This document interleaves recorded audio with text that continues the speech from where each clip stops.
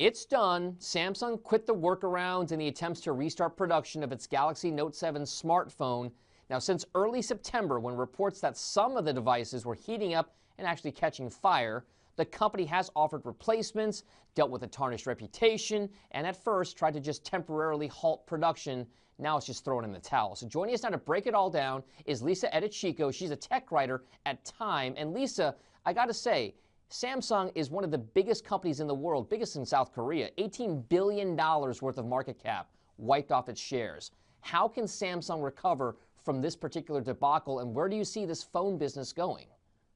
Yes, I mean, this is definitely a huge blow to Samsung, and it will take some time to recover for sure, especially because it is the Note 7.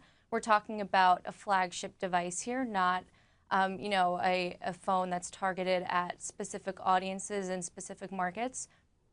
This phone is usually a pretty big moneymaker for Samsung, so it's definitely going to take them some time to recover. I do think that they have room to bounce back, however.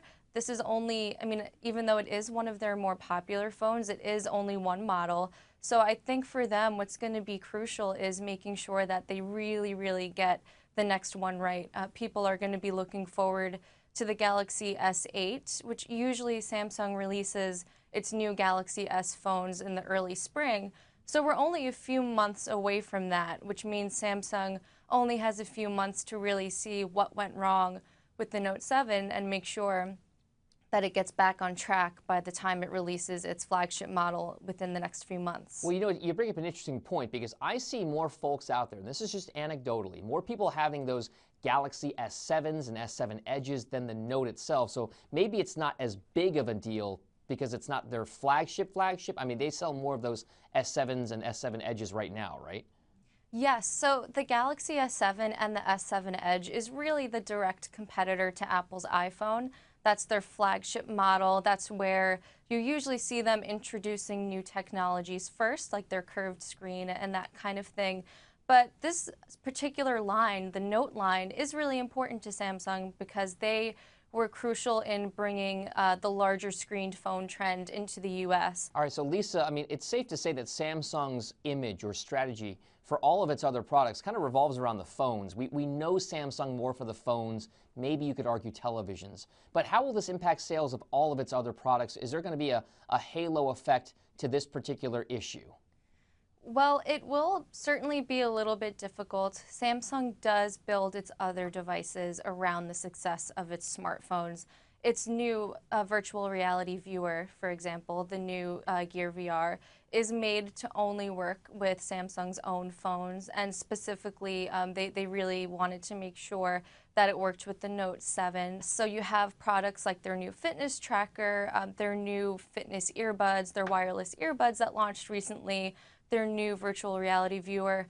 Those are all designed to work with Samsung Android smartphones. Now, Lisa, I mean, flagship products and the issues aside with the Galaxy Note 7, there's also an interesting dramatic element in the story as well, because an activist hedge fund here in the U.S., Elliott Management, had reached out to Samsung, which is one of their holdings, and they want change at the company. So what exactly is this hedge fund asking? So really what Elliott is asking is they want Samsung to split into a holding company and an operating company and to dual list on NASDAQ.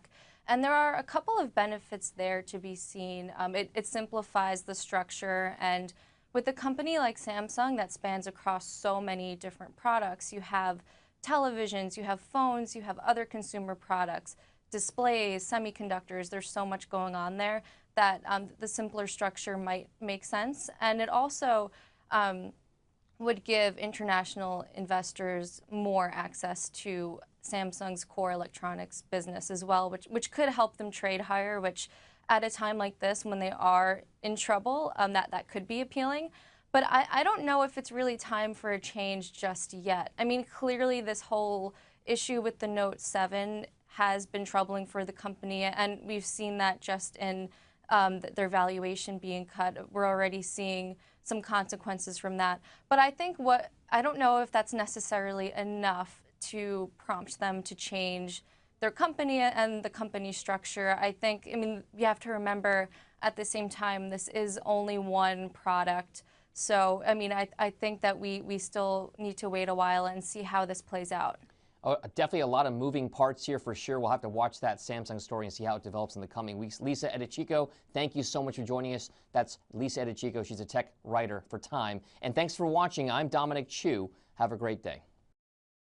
Hey CNBC fans, thanks for checking out our YouTube channel. Here you're going to find videos packed with all of the information that you need to be smarter about your finances. You can subscribe by clicking right here and click on all the videos around me or the I right here to watch the latest from CNBC.